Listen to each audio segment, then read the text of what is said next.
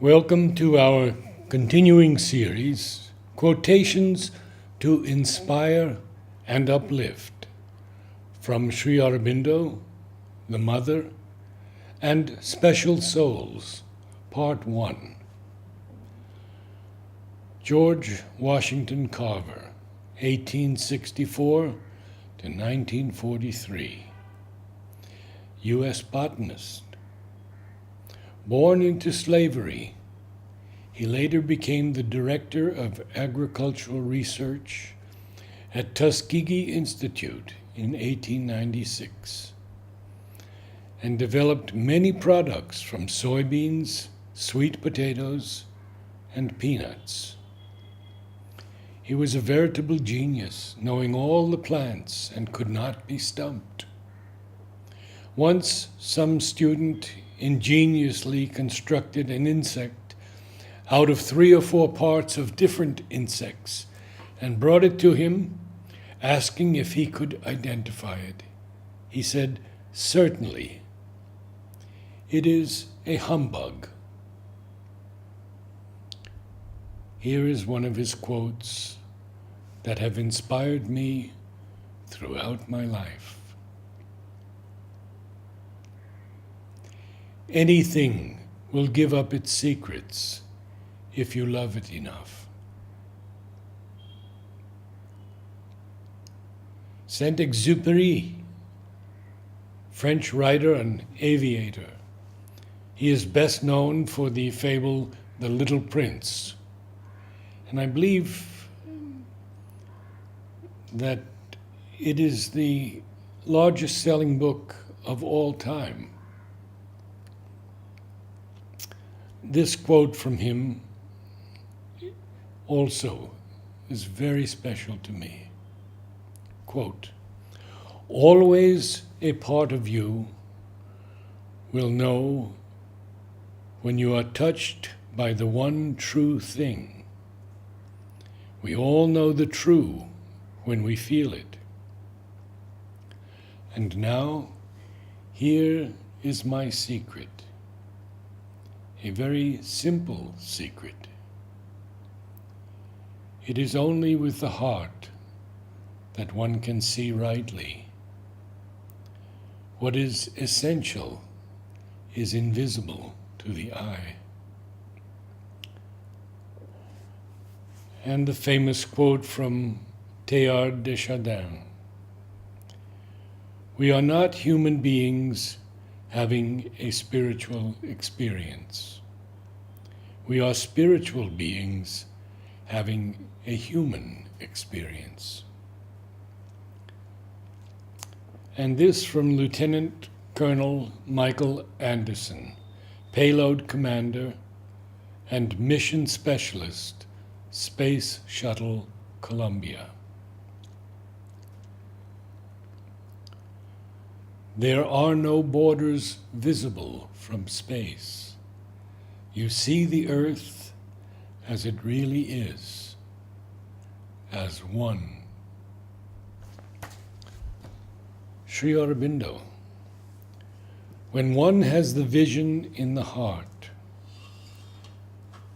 everything, nature and thought and action, ideas and occupations and tastes and objects become the beloved and are a source of ecstasy. And this anonymous quote, "The best love is the kind that awakens the soul, that makes us reach for more, that plants the fire in our hearts and brings peace to our minds." From Amit Ray. What is the meaning of Om? Om is the mysterious cosmic energy that is the substratum of all the things and all the beings of the entire universe. It is an eternal song of the divine, It is continuously resounding in silence on the background of everything that exists. Edmund Spencer.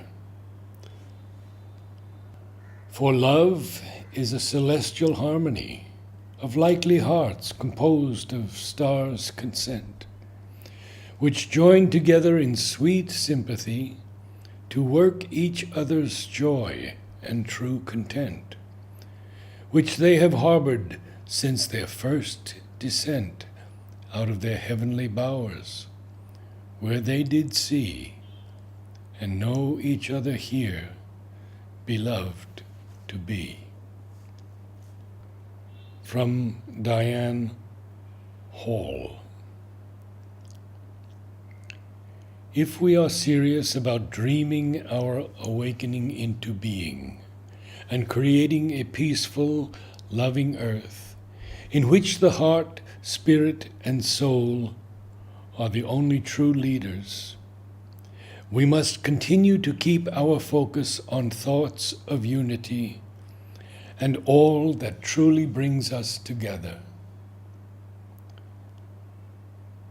And from Taranpreet Singh. Talking to the divine is possible when you have your knowledge, thoughts, mind, and body in line, remembering God with every breath.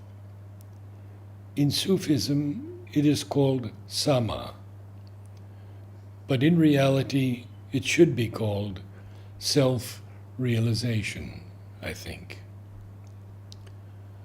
Mother Maria Skobtsova. Piety, piety, but where is the love that moves mountains? From Dragos Ratasanu.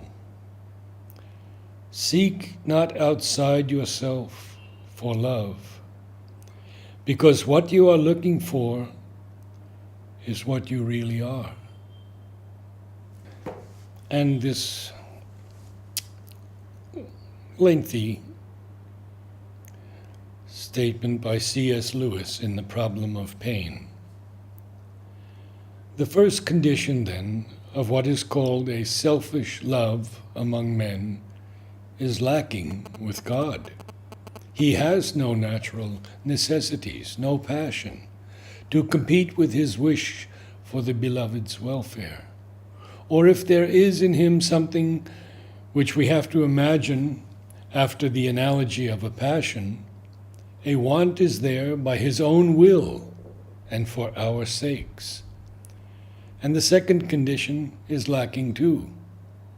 The real interests of a child may differ from that which his father's affection instinctively demands, because the child is a separate being from the father, with a nature which has its own needs and does not exist solely for the father, nor find its whole perfection in being loved by him, and which the father does not fully understand.